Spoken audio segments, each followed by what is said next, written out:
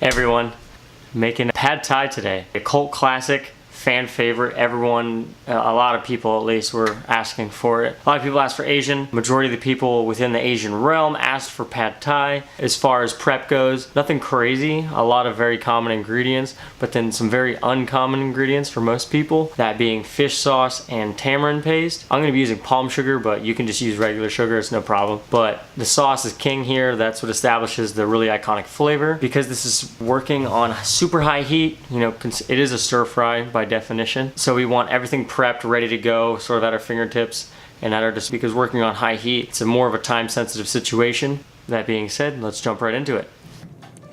And here we go. We got shallots, fried tofu. I think it's better texturally than just regular tofu. Some good shrimp here. Some large rice noodles.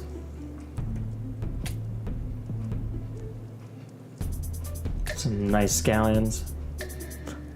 Garlic.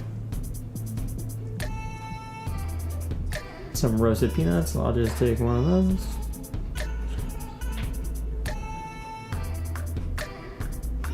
Palm sugar. Tamarind Concentrate. And fish sauce with Cats for Aesthetic.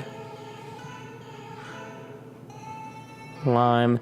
And moving on. So now, you know, sort of technique for peeling shrimp. There's ridges running along the side of the legs there where the shell really starts. That's where we're gonna start peeling.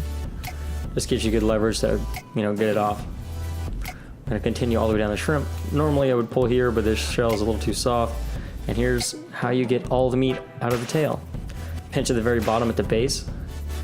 And yeah, take the legs off. Anyway, most people waste about 20% of the shrimp like that, and we're not doing that.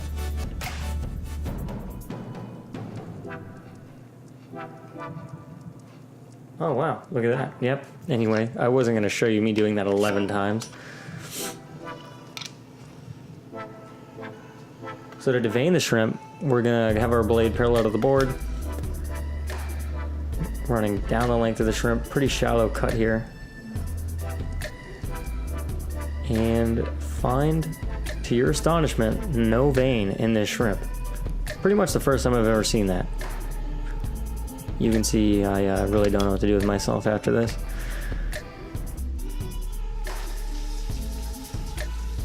Anyway.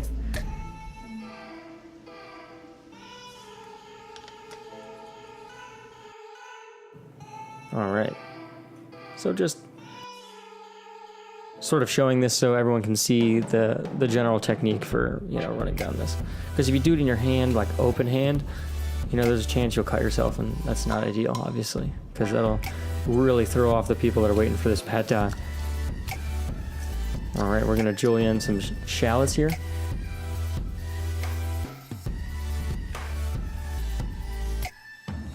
Take off the root end. Start chopping, then realize the light isn't hitting your blade right. Oh, there we go, that looks way better.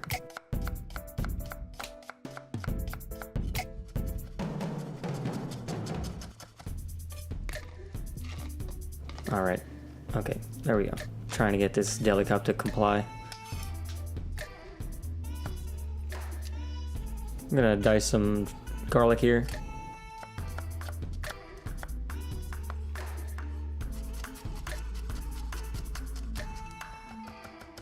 Picking up any stragglers.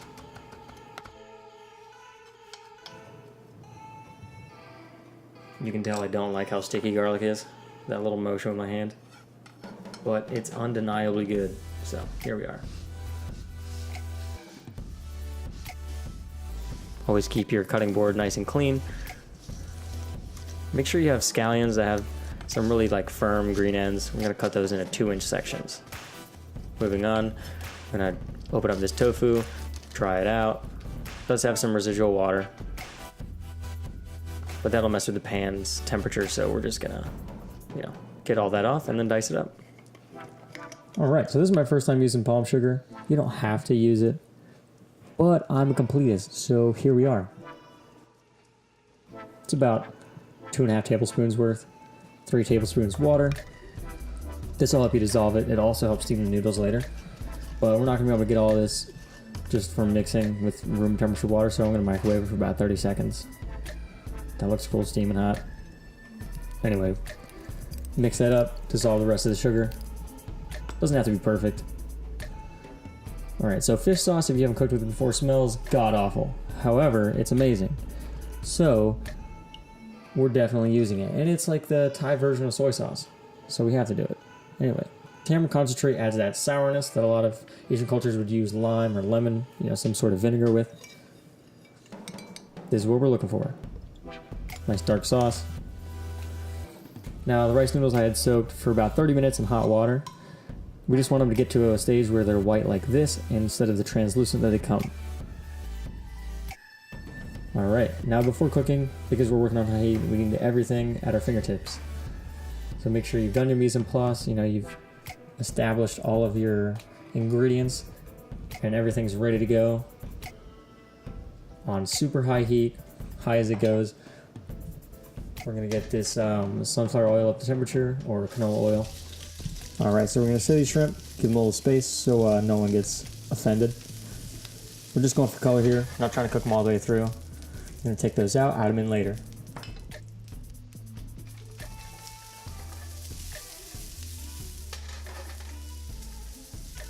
Start with the shallots and garlic. Now this is where time really matters, so make sure you focus here. You don't want to burn the garlic. We're looking, tofu's already cooked. You could have eaten it like straight out of the package. We're just looking to get a little color on it, and it'll also help us not burn anything. Now we're going to add the noodles once everything is nice and caramelized, along with the sauce. So the noodles aren't cooked through at all at the beginning. Even though you soak them, they need the help from the sauce to actually cook through along with the heat of the pan.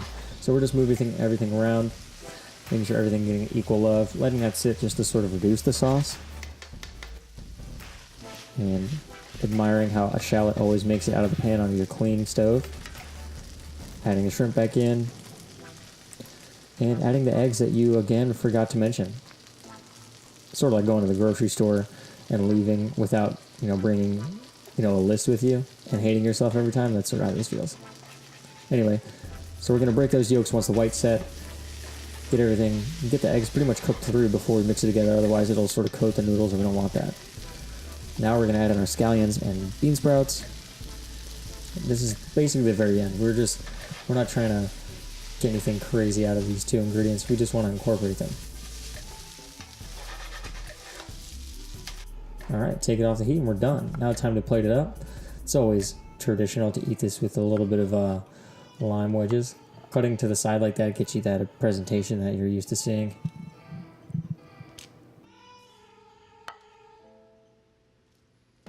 We're just gonna pick a few pieces of shrimp and tofu out here because they decided to not comply with my tongs.